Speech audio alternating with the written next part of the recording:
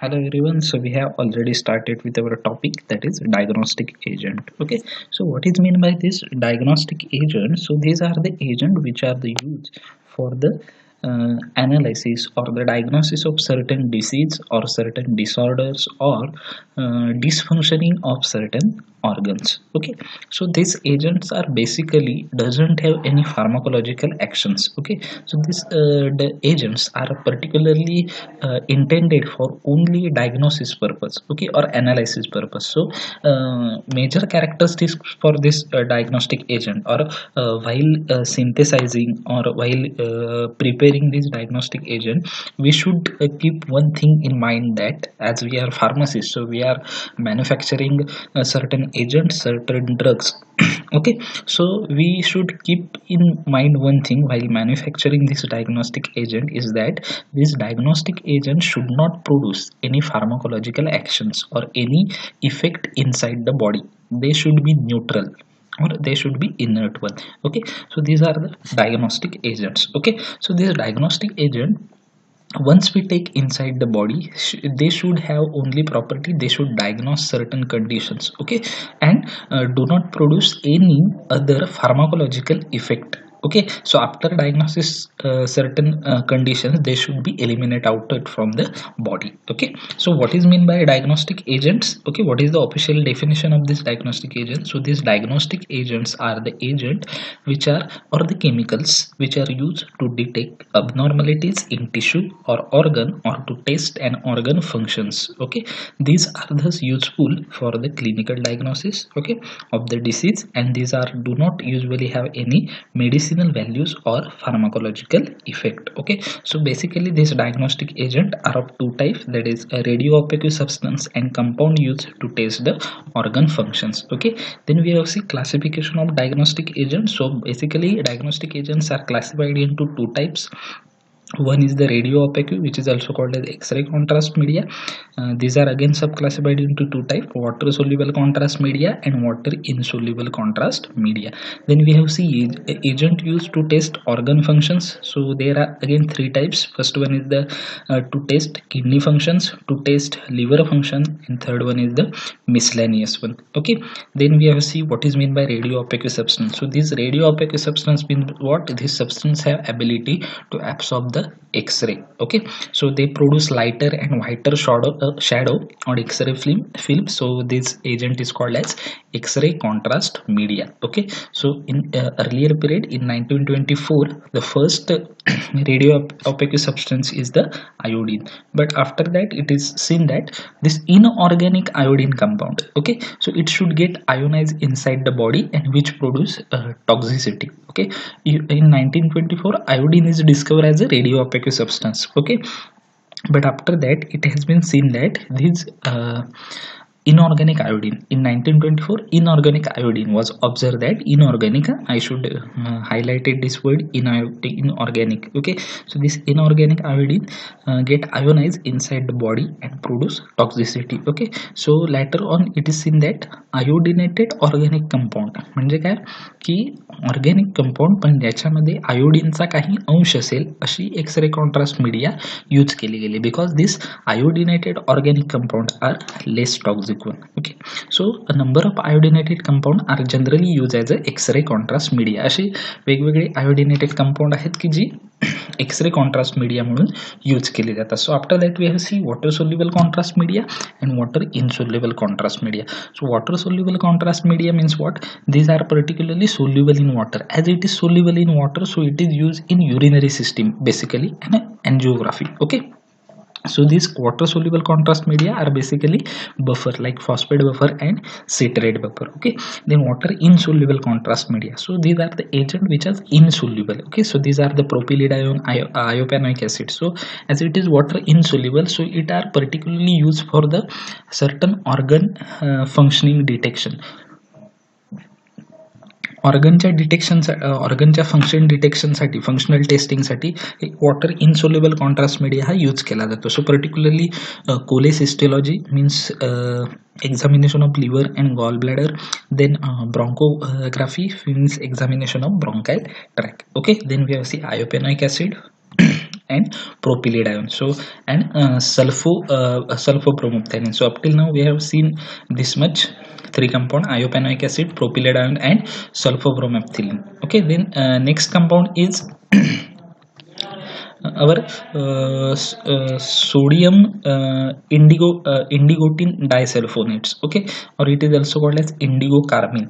Okay, so structure is not in exam. Okay, so structure is not important. Okay, so next compound is sodium indigotin disulfonate. So sodium indigotin disulfonate is also called as indigo carmine. Its synonyms काय आहे? Indigo carmine असा आहे. So what are the physical property of this sodium indigotin disulfonate? So this sodium indigotin disulfonate has physical property.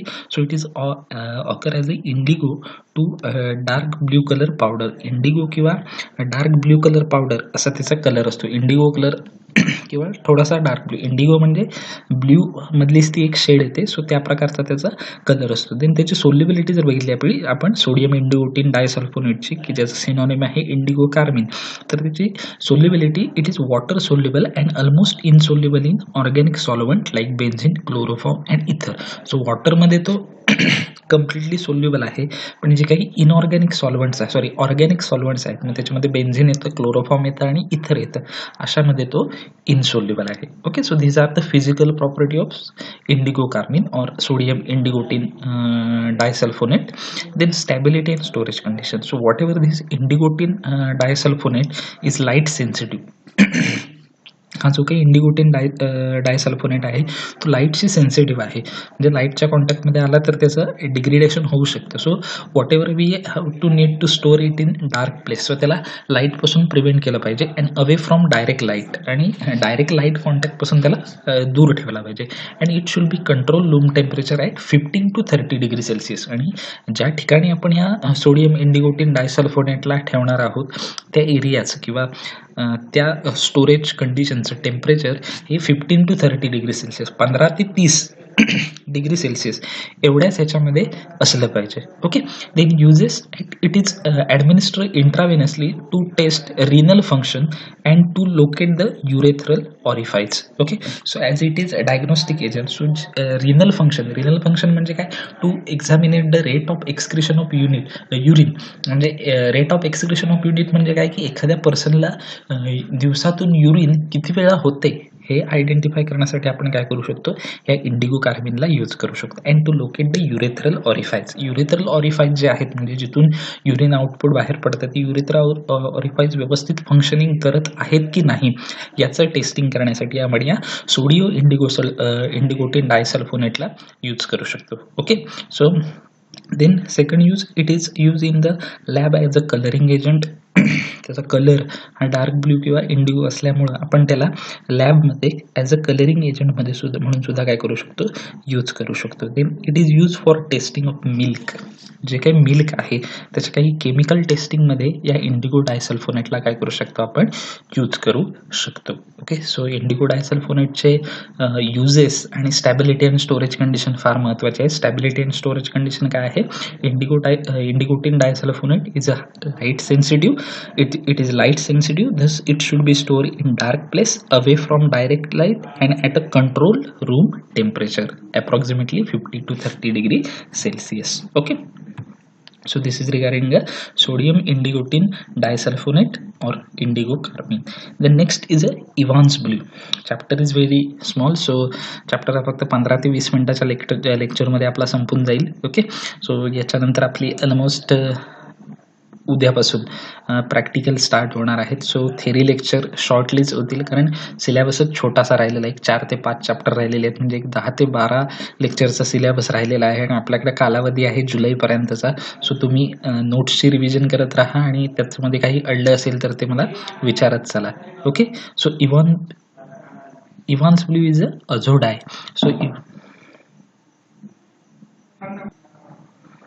okay, so this basically Evans blue, it is the dye. Okay, dye आपण बघितलेले आहेत की ज्या colouring agent म्हणून use केलं जातं आणि it is a azo dye. Azo dye means what? It is a nitrogen containing dye, की ज्याच्यामध्ये नायट्रोजन हा प्रेझेंट असतो. So it is azo dye. Okay, so physical property of this Evans blue is it occur as a blue crystal with greenish bronze lustres. एकतर हे crystalline फॉर्ममध्ये available असतं की ज्याचं आपण सोल्युशन म्हणून डाईंग एजंट किंवा कलरिंग एजंट यूज करू शकतो. सो ब्ल्यू कलरचे क्रिस्टल्स असतात विथ ग्रीनिश ब्रॉन्झ लस्टर्स आणि त्याच्यामध्ये ग्रीनिश ब्रॉन्झ असे लस्टर्स असतात. लस्टर्स म्हणजे काय की काहीतरी चमकणार असं त्याच्यामध्ये असतं. और it is may be available in block powder with no odour किंवा मग पावडर फॉर्ममध्ये असतं आणि कोणताही ओडर या इव्हान्स ब्ल्यूला नसतो. Then if we check the solubility of this Evans blue, so it is readily soluble in water but insoluble in most organic solvents like chloroform, benzene and ether. तो वॉटरमध्ये easily soluble होऊन जातो, पण जे काही organic solvent आहेत, मग benzene असेल, इथर असेल, क्लोरोफॉर्म असतील, त्याच्यामध्ये तो काय आहे, इनसोल्युबल आहे. Okay, so these are the physical property of Evans blue. Then stability and storage condition, it is very simple. It should be stored in airtight container away from light. Airtight container मध्ये आणि light पासून दूर असं आपल्याला त्याला ठेवायचं आहे. Okay, so it should be stored in airtight container away from the light. Then what are the uses? So this Evans blue has main uses. It is used to determine the blood volume in the human being as well as animal.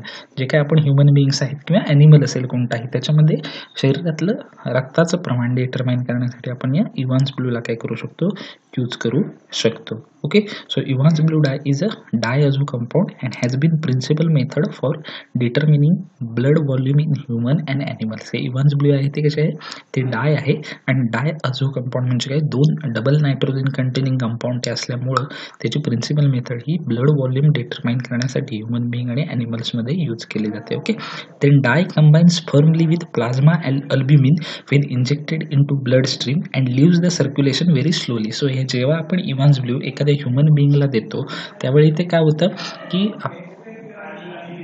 Blood असतं, त्या ब्लडमध्ये जाऊन काय होतं, प्लाझ्मामधल्या albumin protein बरोबर combine होतं आणि हळूहळू त्या सर्क्युलेशनमधून, आपल्या ब्लड सर्क्युलेशनमधून बाहेर एलिमिनेट होऊन जातं. सो पर्टिक्युलरली इव्हान्स ब्लूचा युजेस हाच आहे की ते डायअझो कंपाऊंड असल्यामुळं ह्युमन बिईंग आणि ॲनिमलमध्ये ब्लड व्हॉल्यूम डिटरमाइन करण्यासाठी यूज केलं जातं. Okay, so then what are the pharmaceutical formulation? So it is available in injections form. Okay, so it is Evans blue injections.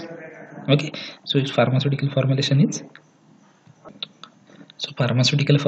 is Evans blue injections. Okay, so this is regarding the Evans blue. The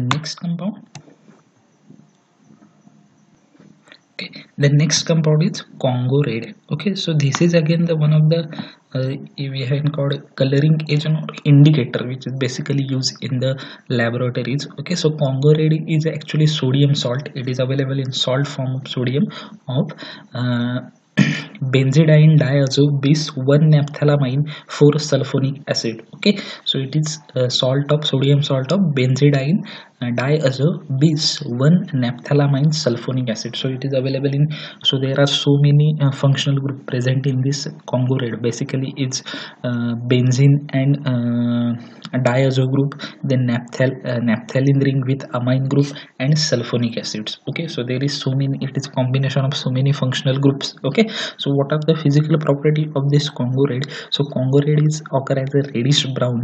Okay, so as Congo red, so it may be a reddish color, so it is a reddish brown color powder with no odor. So it is reddish brown color powder without odor, त्याला कोणताही odor नसतो आणि reddish brown कलरची अशी ती powder form मध्ये तो available असतो. देन सोल्युबिलिटी जर बघितली आपण कॉंगो रेडची, so Congo red is the water soluble and slightly soluble in acetone and insoluble in ether. Okay, so water मध्ये तो इझिली सोल्युबल होऊन जातो. ॲसिटोन मध्ये काही प्रमाणात, काही अंशी थोड्या प्रमाणात हा कॉंगो रेड कसा आहे, सोल्युबल आहे. अँड इनसोल्युबल इन इथर, इथर मध्ये ऑर्गॅनिक सॉल्वंट मध्ये तो कसा आहे, कम्प्लिटली इनसोल्युबल आहे. Okay, then stability and storage condition जर आपण त्याची बघायला गेलो तर stability and storage condition should be store in airtight container away from light. It should be store in airtight container, पूर्णतः हे एअरटाइट कंटेनर मध्ये आणि लाईट पासून आपल्याला त्याला प्रोटेक्ट करायचं आहे. Okay, then what are the uses? It is used as a diagnostic agent in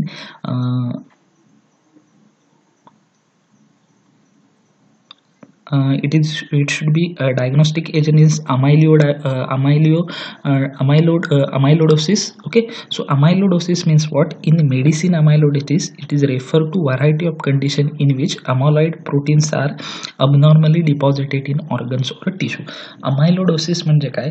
तर अमायलोडोसिस मध्ये काय होतं की जे बॉडीमध्ये जे अमायलॉइड प्रोटीन्स असतं ते वेगवेगळ्या ऑर्गनमध्ये किंवा टिश्यूमध्ये जाऊन काय होतं? डिपॉझिट होतं. अमायलॉइड नावाचं जे प्रोटीन असतं ते आपल्या बॉडीमधल्या वेगवेगळ्या ऑर्गनमध्ये आणि टिश्यूमध्ये जाऊन डिपॉझिट होतं. त्याच्यामुळे ज्या ऑर्गनमध्ये ज्या टिश्यूमध्ये जाऊन हे प्रोटीन डिपॉझिट होतं तो ऑर्गन टिश्यू व्यवस्थित फंक्शनिंग करत नाही आणि त्या डिसीजला म्हटलं जातं amyloidosis. Okay, so this amyloidosis it means deposition of amyloid proteins abnormally into the organ and tissue. So diagnosis of this amyloidosis we can use Congo red. It is also used as an indicator in lab. जे काही laboratory आहेत तिथे experimental condition मध्ये या Congo रेडला indicator म्हणून आपण काय करू शकतो?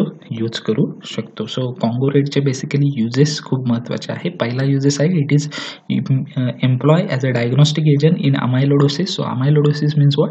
It is a medical condition in which amyloid proteins are abnormally deposited in organs or tissue. Then second is it is used as an indicator in lab. Then pharmaceutical formulations काय आहे? So it is available in injection form. So it is Congo red injections. Congo red injection. आता तुम्ही practical कराल pharmaceutical केमिस्ट्रीचं त्यावेळी तुम्हाला ह्या Congo red use करता येईल ॲज अ इंडिकेटर म्हणून. Okay, then last but least compound is fluorescein sodium. Okay, so fluorescein sodium is the ophthalmic indicator which is seen yellow green in normal tear film and bright green in more alkaline medium like aqueous humor. So fluorescein sodium जो आहे हा particularly eyes जे असतात आपले डोळे त्याच्या डिसऑर्डर्सच्या टेस्टिंगसाठी किंवा डायग्नोसिससाठी यूज केला जातो. कारण तो काय असतो? नॉर्मल टियर फिल्ममध्ये म्हणजे असं आपण जर उजेडामध्ये सनलाईटमध्ये त्याला जर बघितला, नॉर्मल टियर फिल्म म्हणजे काय? सनलाईटमध्ये जर आपण त्याला बघितला तर तो येलो ग्रीन कलरचा दिसतो. आणि त्याचवेळी जर आपण तो डोळ्यामध्ये अल्कलाईन मीडियम म्हणजे आपला ॲक्वियस ह्युमर, डोळ्यामध्ये जे पाणी असतं त्याला काय म्हटलं जातं? ॲक्वियस ह्युमर म्हटलं जातं. त्याच्यामध्ये जर त्याला टाकला तर तो ब्राईट ग्रीन कलरचा होतो अल्कलाईन मीडियममध्ये. स्पेसिफिकेशन आहे फार त्याचं अल्कलाईन मीडियम हे त्याचं काय आहे? स्पेसिफिकेशन आहे. सो त्या कंडिशनमध्ये तो काय होऊन जातो? ब्राईट ग्रीन कलरचा दिसायला सुरुवात होतो. Okay, then what are the physical property? So it is occur as a orange red to dark red colour hygroscopic powder. Orange red colour किंवा थोडासा डार्क रेड कलर असा आणि हायग्रोस्कोपिक म्हणजे काय? मॉइश्चरच्या कॉन्टॅक्टमध्ये जर आला तर तो लगेच खराब होऊन जातो, डिग्रेड होऊन जातो. म्हणजे ही प्रिकॉशन आपल्याला स्टॅबिलिटी अँड स्टोरेज कंडिशनच्या वेळेला सुद्धा घ्यायची आहे. Okay, then it is odourless and tasteless. त्याला कोणताही काय नसतो, ओडर नसतो आणि त्याचबरोबर त्याला कोणतीही टेस्ट नसते. Okay, then it is soluble in water and insoluble in ether and chloroform. वॉटरमध्ये इझिली तो सोल्युबल आहे, मात्र इथर आणि क्लोरोफॉर्म म्हणजे ऑर्गॅनिक सॉल्वंट जे आहेत त्याच्यामध्ये तो काय आहे? इनसोल्युबल आहे. Then what are the stability and storage condition? So fluorescein sodium is sensitive to heat and light. Heat आणि लाईट याच्यासाठी तो कसा आहे? सेन्सिटिव्ह आहे. सो आपल्याला ह्या दोन गोष्टींपासून फ्लोरोसेन सोडियमला प्रिव्हेंट करायचं आहे स्टोरेज करताना. So if expose for longer period of time, so तो जर फ्लोरोसेन सोडियम हीट आणि लाईट याला जास्त कालावधीसाठी एक्सपोज झाला, okay, so therefore it should be store in ambient temperature. आणि टेम्परेचर सुद्धा आपल्याला व्यवस्थित सेट करायचं आहे and in air tight container and light resistant container away from moisture and light. So आपल्याला त्याला काय करायचं आहे? ॲम्बियंट टेम्परेचरमध्ये एअर टाईट आणि लाईट रेजिस्टंट कंटेनरमध्ये ठेवायचं आहे आणि मॉइश्चर आणि लाईटपासून त्याचं काय करायचं आहे? प्रिव्हेन्शन करायचं आहे. कारण ती पावडर फॉर्ममध्ये असतो. ती पावडर कशी आहे? हायग्रोस्कोपिक आहे, त्याचबरोबर हीट आणि लाईट सेन्सिटिव्ह आहे. त्याच्यामुळे एअर टाईट आणि लाईट रेजिस्टंट कंटेनरसोबत मॉइश्चर आणि लाईटपासून त्याचं काय आपल्याला करायचं आहे? प्रिव्हेन्शन करायचं आहे. So what is the stability and storage condition? Fluorescein sodium is sensitive to heat and light. If expose for longer time it get degraded. Therefore it should be store at ambient temperature in air tight and light resistant container away from moisture and lights. Okay, then so in exam this stability and storage condition is very very important for fluorescein sodium. Then uses, so fluorescein sodium is a diagnostic agent. It is used to detect disease or damage area of cornea. so हा diagnostic agent आहे आणि हा disease किंवा एखादा damage झालेला area कुठला, cornea मधला. Cornea म्हणजे कुठला, आपल्या डोळ्याचा भाग आहे कॉर्निया. सो त्याच्या डिसीज आणि डॅमेजच्या डायग्नोसिससाठी आपण फ्लोरोसिन सोडियम यूज करू शकतो. It is use to detect foreign bodies in the eyes. डोळ्यामध्ये काहीतरी फॉरेन बॉडी, फॉरेन बॉडी म्हणजे काय, काही म्हणा, एअर पार्टिकल गेलेच असतील किंवा मायक्रोब्स गेले असतील आणि त्याच्यामुळे तुमच्या डोळ्यामध्ये इन्फेक्शन झाले असेल तर ते आयडेंटिफाय करण्यासाठी, कारण डोळ्यामध्ये टाकल्यानंतर तो कलर बदलतो आणि कलर एकदा चेंज झाला की आपण इझिली एखादा गेलेला पार्टिकल डोळ्यामधला आयडेंटिफाय करू शकतो. Okay, so it is use to detect foreign bodies in eyes. Then it is aid in fitting hard contact lenses. So ज्यावेळी कॉन्टॅक्ट लेन्सेस आपण जेव्हा बसवतो डोळ्यामध्ये, सो त्या व्यवस्थित डोळ्यामध्ये फिट व्हाव्यात त्याच्यासाठी सुद्धा या फ्लोरोसिन सोडियमचा यूज करू शकतो आपण. Then for diagnosis of dry eye syndrome, कोरडे डोळे चा एक डिसीज असतो. सो तो डायग्नोसिस करण्यासाठी सुद्धा फ्लोरोसिन सोडियम यूज करू शकतो आपण. Then it given on mouth or injection into vein. So एकतर तोंडावाटे दिला जाऊ शकतो किंवा व्हेनमध्ये डिरेक्टली आपण त्याचं इंजेक्शन सुद्धा देऊ शकतो. So it may be use to help evaluate the blood vessel in the back of the eyes during fluorescein angiography. So हा एकतर व्हेनमध्ये सुद्धा दिला जाऊ शकतो किंवा डिरेक्टली इंजेक्ट केला जाऊ शकतो, की काही वेळेला जेव्हा डोळ्यातल्या ज्या ब्लड वेसल्स आहेत त्यांची फ्लोरोसिन एन्जिओग्राफी म्हणजे काय, की डोळ्यातल्या ब्लड वेसल, जशा आपण हार्टची एन्जिओग्राफी करतो म्हणजे काय, की हार्टच्या ज्या ब्लड वेसल आहेत त्याच्यामध्ये कुठे ब्लॉकेज आहे का, ब्लड पास होत नसेल नेक्टर, ते चेक करतो. तसं डोळ्यामधल्या ब्लड वेसल प्रॉपर फंक्शनिंग करत आहेत की नाही, सो त्यांची एन्जिओग्राफी करायची असेल तर फ्लोरोसिन सोडियमला माउथद्वारे, तोंडावरती किंवा इंजेक्शनने व्हेनमध्ये इन्सर्ट केला जातो. सो युजेस आणि स्टॅबिलिटी स्टोरेज कंडिशन फ्लोरोसिनची एक्झामच्या दृष्टीने फार महत्त्वाची आहे. So what are the pharmaceutical formulations काय आहे या फ्लोरोसिन सोडियमचं. सो फ्लोरोसिन सोडियम इंजेक्शन फॉर्ममध्ये हा फ्लोरोसिन सोडियम काय असतो, अवेलेबल असतो. So fluorescein sodium. So this is regarding the fluorescein sodium. Okay, so here we end up with our very small chapter that is diagnostic agent. So याच्यामध्ये जास्तीत जास्त करून तुम्ही युजेस आणि स्टॅबिलिटी स्टोरेज कंडिशन या दोन गोष्टींकडे जास्त लक्ष द्या. ओके, आणि तरीही काही प्रॉब्लेम असेल, काही समजलं नसेल तर मला नक्की विचारा, आपण तुमचे डाऊट्स काय करूया, क्लिअर करूया. Okay, so happy learning. Thank you so much.